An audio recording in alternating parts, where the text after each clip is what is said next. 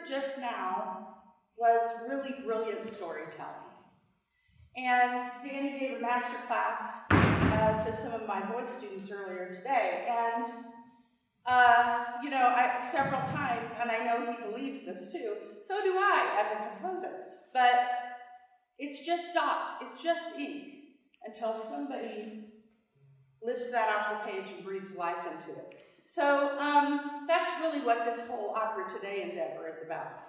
We want to tell stories, what are the stories we want to tell? This was a love story, and a story about dying, and how we face dying, and these are things that connect us as humans. Most of us have been in love before, and we all are going to end up thinking about the grave at some point. So it's that compelling storytelling that music can help us do, that just reading a book doesn't. Reading a book is great, but it's not the same. So music helps us relate to these things that make humans connect. Yes? Opera is the same thing. I call myself an opera evangelist because I believe the reason I'm dressed like this for a reason. I think, okay, it's great if you want to dress up, but it's okay if you want to wear your sneakers to the opera too, right? So opera's for everybody. It's for kids, it's for grown-ups, it's for, anybody. So I've spent most of my career trying to break down stereotypes about opera and open those doors and say, come in and see this really cool art form. It was the epic summer movie of its day, right? Before films, there was opera. That's what people went to see, was elephants walking across the stage, right? So that's what we're doing, and storytelling can be in a small thing, like what you just saw. So the goal is to bring some international talent, like this guy here. Nothing's international, but Danny, who is kind of a big deal. Oh. Just an old friend. An old friend, but a big deal.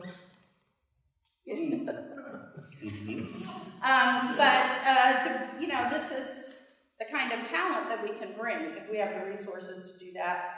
But what I love is combining somebody like Danny with local high school students. Come sing in our chorus or a children's choir.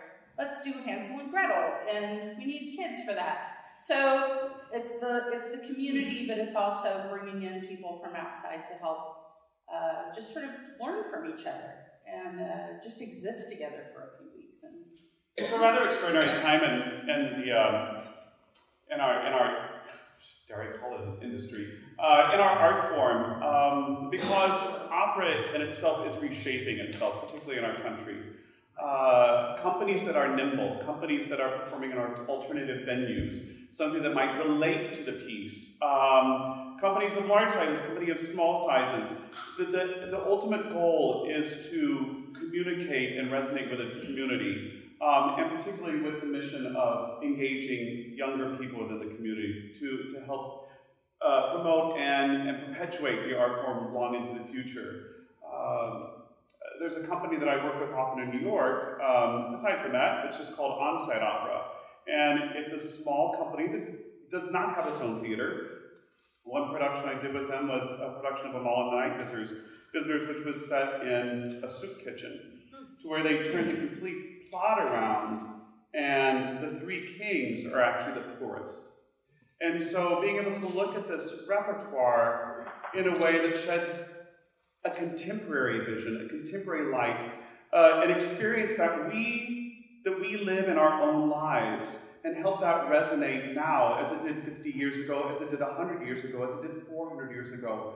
Looking at the art form in new ways is really exciting, and I think the opportunity that exists here with this leadership team is really exciting. My friends Nathan and Jamie, who I've sung with Nathan many times over the last 25 years, and as well, it's a very much an entrepreneurial experience and what he brings to the table of looking at this art form not as what exists just in a proscenium theater, but something that can live in this space, or that can live in a house, and it's a progressive scene to scene where the public moves along with the evening. The possibilities are limitless as long as you have leadership with an imagination and a public that is willing to boost this project down the road. And I think you're really on the precipice of something really exciting here. And when Deborah first talked to me about 10 minutes ago or so, and she floated this,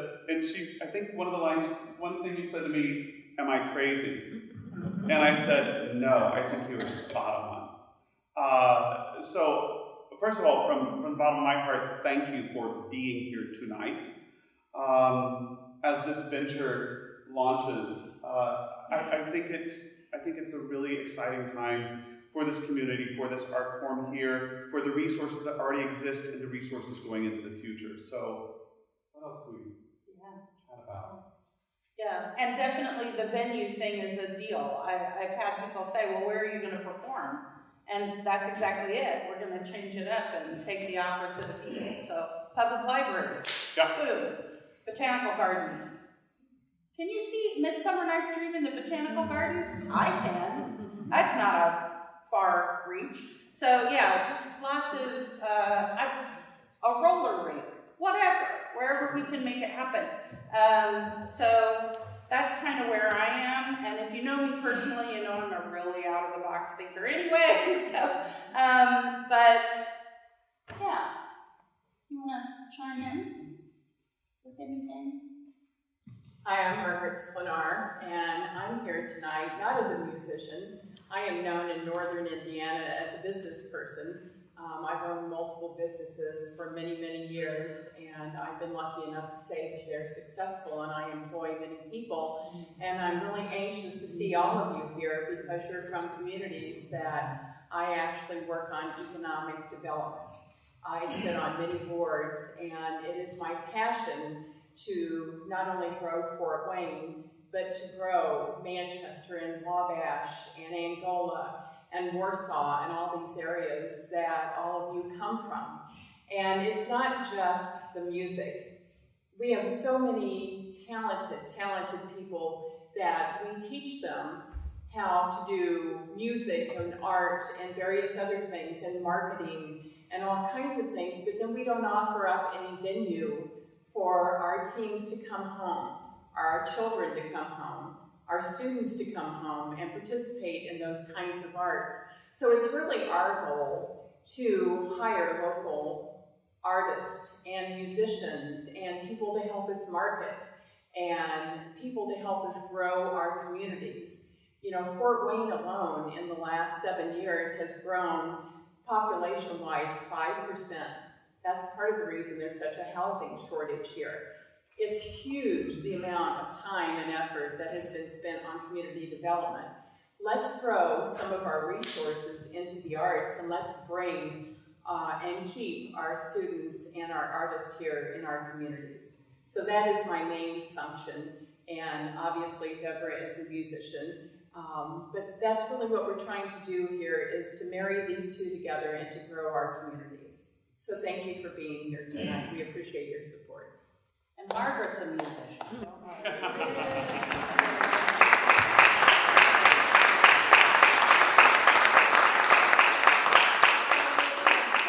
to think of opera as just singers. We need pianists. We need an orchestra. We need dancers. We need costume designers. We need lights. We need sets. We need, so if you think from a production standpoint, opera is a great place to get artists together and be creative and give them space to try some things and do some cool stuff together. So that's what I love about it. I'm a really collaborative person, and so I just love the intersection of all of those types of artists.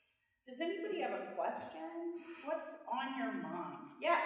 Do you have anything planned for this year? For this year, we're concentrating on fundraising, but we're going to have some little pop-up events like this.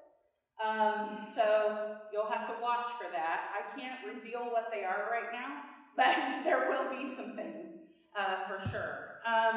So one of the things that we will do, if you complete one of those pledge cards, even if you don't pledge any money, turn one in if you want to know more, because we'll put you on our mailing list. But yeah, we'll have a few more little things where you can come and find out more. Yeah. Anything else? Yeah. Oh yay, Jake's the mic guy. Hi. Alright, I'm Joe. I'm an alumni here, and I was so excited to come out and check all this out. And it was really cool seeing a few local people that I'm familiar with on the big screen. It was fun. She asked a good question about what's coming up.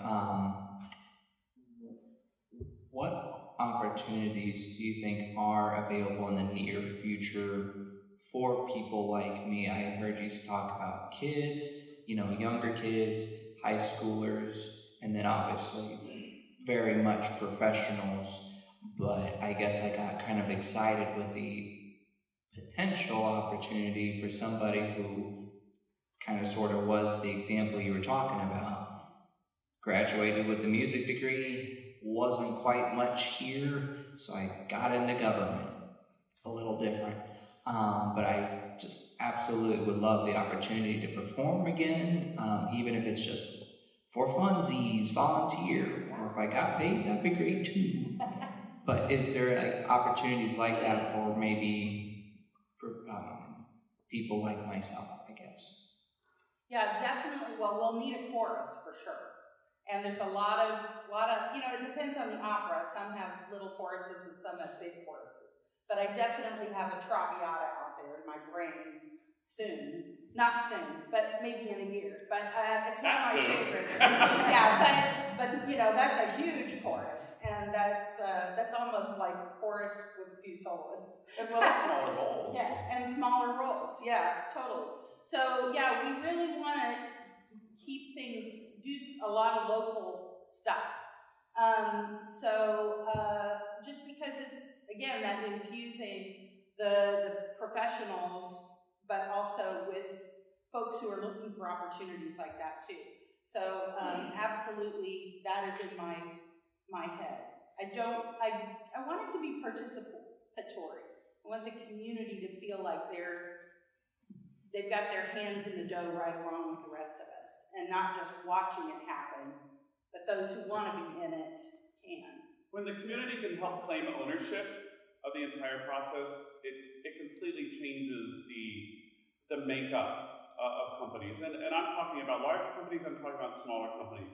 But the leadership of the companies that is really committed to fostering the talent and the resources within its community as opposed to bringing everything from the outside, I think it is a completely different, deeper, richer experience for the participant, the attendee, the casual observer, the passionate observer of the art form. So I think the mission is spot on.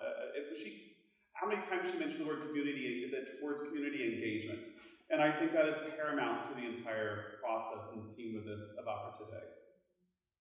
Yeah, and I'm also kind of an intergenerational junkie. I really like getting, in the whole time that I've been producing operas, I'm not at the collegiate level. I'm always bringing in anybody who wants to. I've had people in my operas from 18 to 80. And in the Manchester community, people would, want to be in it. I just put the word out, hey, I'm going to do this opera, who wants to join? And so anybody from the community can come do it. And even if they don't want to sing, I'll find a role for you. I'll make a way. You can be the tree. And you'll be the most awesome tree in the world. If you just want to be up there, then we'll find a way to make it happen. So, long answer to your short question. But yeah. Sort of in keeping with your talking about the community involvement, are you thinking of this more as a what I consider a community theater role, where you announce a show you want to do and you have auditions and all of that kind of thing? Are you thinking of this more as a repertory company where you have a core of people who do most of the things and then you just bring in others? We're not going to force ourselves into either of those boxes. I'm considering it a professional company, so we will be bringing people like this to do the heavy lifting, right? So, so if we're going to do Barber of Seville, here's my Figaro, right? But there are other places, yes, so the whole cast would not be, that would cost way too much money. But again, it's just that joining together. So yes, there might be an announcement about some auditions, but it would probably be, and it just depends on the show, depends on what you're doing. But then there's other things that are really ensemble oriented, like Johnny Skiki. That might be something that we might use a lot more local talent for the principal roles for that. So it just depends on where we are and what exactly production we're going to do. So it's going to bend and move per production, just like our venues. I'm sorry, it's not a specific the answer. educational component of But it. yes. The schools would probably be primarily local Yes. talent for that. And we do want to have an emerging artists program so that we'll have people who have a master's degree, hopefully, or in vocal performance. These young opera singers who aren't quite ready for big roles yet, but they're in that 26 to 32 age range, and they don't have a place to go. They can come and do a residency with us, and they can fill in some smaller roles, or they can be our community engagement piece. So we prepare an opera for elementary kids, and we just take it into the schools, because they're here all the time. So we pay them to work with us, or they'd be our, on staff year-round to help us with that. Yeah? Given local demographics, as well as the kind of, sporadic location that we're kind of dealing with, what's the percentage of operas that are going to be in English, and what's the percentage of operas that's going to be in their natural language? Mm-hmm. Yeah, I think that some of that depends on the audience that we're aiming toward. I want to do as much in original language as we can, but we'll always have surtitles. But I think there are some innovative things going on with that, like the Butterfly production, where there's no Italian in it at all. It's just English and Japanese, which makes sense because that's the story. So it just kind of depends on where we want to set it. If we want it to take place in, a French story to take place in the U.S., we might try to really find a nice English translation. I'm open to those ideas for sure. Like Carmen in Spanish. Sure. Right, exactly, yeah. Someone just did a Carmen in Spanish. Yeah, I'm from Houston, they do this. Oh, okay, yeah. I was like, I just heard about that. We're the people that did that. Yeah. Good for you. Wow. Yeah. Great. I think there's just no reason why we shouldn't consider these things. Yeah. Sure. And when you're dealing with a new company, it's you have a limitless choice of kind of how you want to direct, what stories you want to tell and how you want to tell them. We've talked about, she said Traviata. She's also talked about chamber operas, small casts, a piece with 4, contemporary, more standard repertoire. Right now, as we standing next to an amazing composer, as you just heard her work, we're in this kind of golden age of composition in this country. It used to be when I was a young artist, I'm not so young anymore, maybe 2 or 3 companies in this country led commissioning works. Houston Grand Opera, New York City Opera, Minnesota Opera. And now I dare you to look at any company in this country and not find a piece written in the last 30 years as their repertoire. And the thing is, they're telling stories of now. And it's not all sad and tragic, but it's telling stories of our experience. So it doesn't feel like it's 200 years removed, and we're kind of on the outside. We're seeing a mirror reflection of our own experience, and I think that's why it's so exciting right now. Yeah, Dead Man Walking has been around for a while, but that's an example of a story a lot of people know from film. Well, it's also an opera. The Shining, You know, there's just a lot. I imagine there will be a Harry Potter opera if there's not one already. You know, why not? So, yeah. Other questions? Yeah. What kind of budget would you envision? Well, that depends on. Margaret? Here comes Margaret. I have a number. So we have a budget, we Yes, have an advisory board, we have an accountant, we have someone helping us get our 501c3 designation. So we are actually running this as a professional organization because we think that's the way that we should run it. We're serious about building this company and enveloping as many people in the communities that we can. But our budget, and this is kind of where I come into this, I think the advisory board talked about, you know, let's say if we put on 4 operas, how much money would we have? Or how much would we need? And what staff? And who would we need to hire? And how much do venues cost? I've learned a lot of things in the last probably 8 or 9 months about this kind of thing. And so everybody came up with a budget of $2 million. I am one that I've seen way too many small businesses fail because they're undercapitalized. Our budget needs to be $3.5 to $4 million a year. And that's going to consist of ticket sales, donations, grants, various other things. I mean, it's going to take some money. We'd like to put on 4 productions a year. And we would like to be able to hire, you know, we don't want to pay the musicians $50 for 8 performances. That's not where we're at. We'd like to pay union scale. We'd like to pay decent wages. You know, we've talked about benefits. We're not to the point we can afford to buy benefits right now, but these are the plans that are in the works. So we really would like to do 4 productions a year if possible. And a young artist program in the summer, so it's technically 5. And insurance. Yeah. And interns, yeah. So now we need $5 million. Anyway, hope that answers. What I have sketched out is about 7 full-time positions, 5 to 7 once we get rolling. But there will be a lot of per production people, right? So we'll have different people working for us at different times depending on what we're doing. And of course, orchestra musicians, chorus people. I want to pay chorus. I don't want them to have to volunteer. Did you hear that? Get paid for being in the chorus. So yeah, we want it to be a good place to be, a place that people are happy. Yeah. I'm sorry, I'm just like, No, this is great.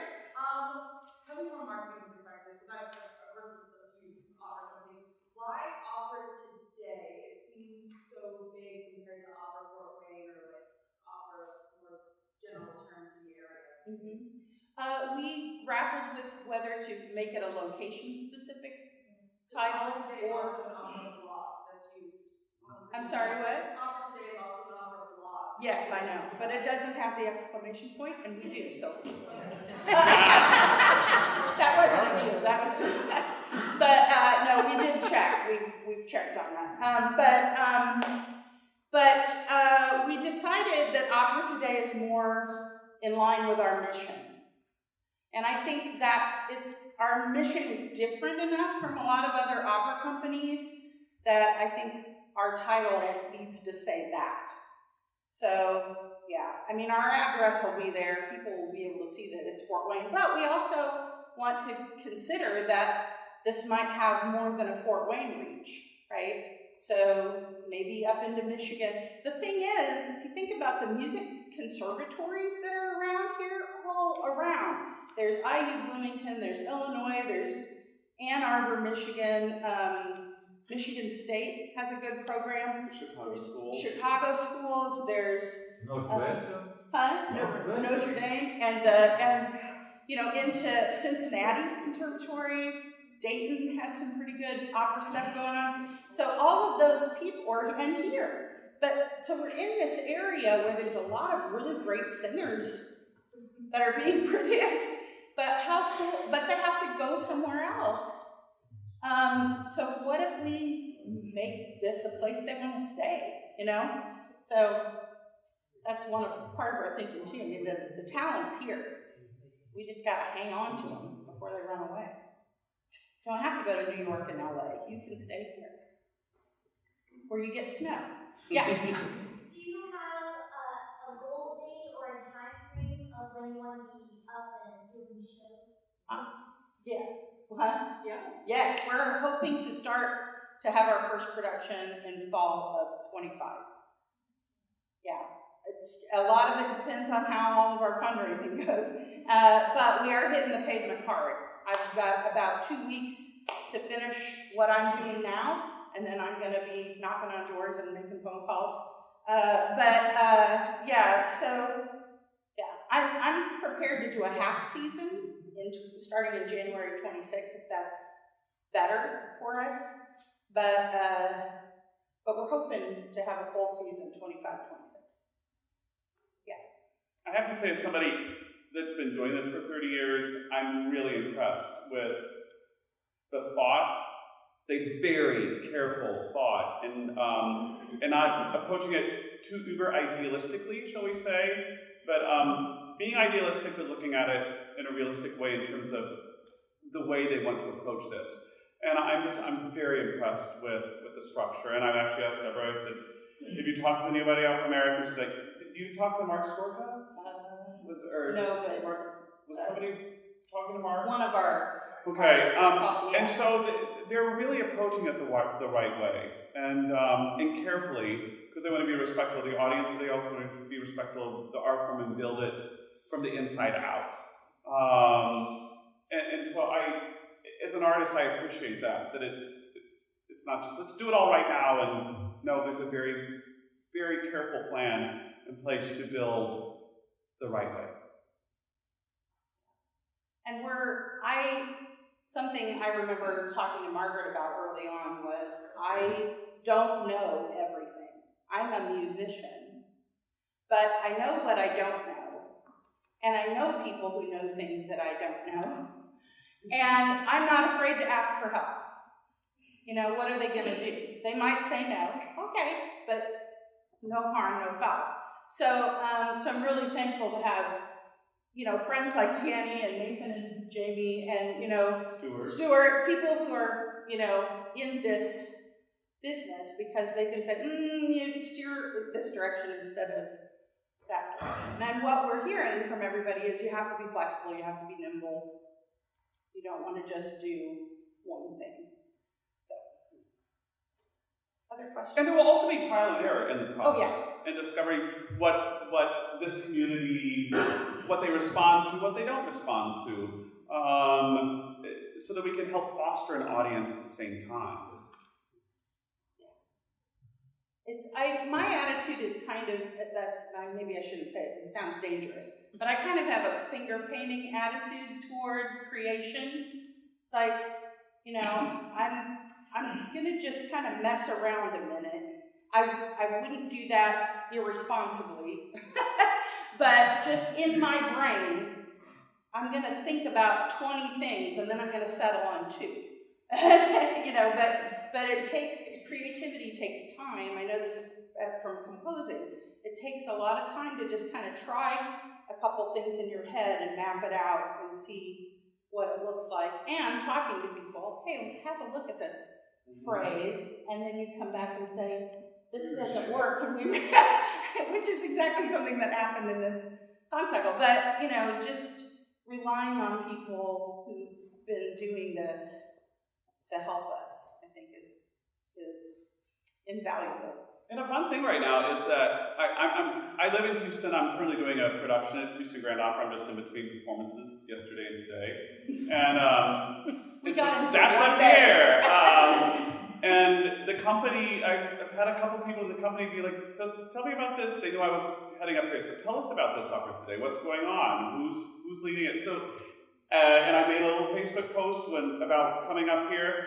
And I was telling Deborah, multiple presenters, people that run young artist programs, a couple stage directors, a couple conductors are already saying, what is going on? We want to know more about this. So there's already a palpable excitement within the operatic world in our country that is really following this closely and will continue to. And I think that's really exciting.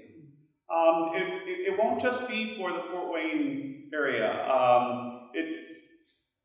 I think it's going to touch a lot of people nationally, particularly. So I'm excited about that. And that was completely unprovoked. I just kept getting these questions.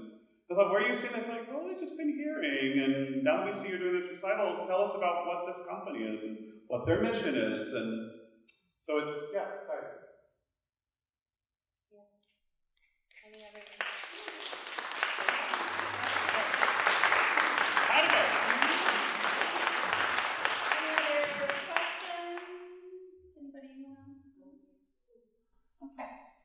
Well, we're super excited. Like I said, a little terrified, but mostly excited. Thank you for being here.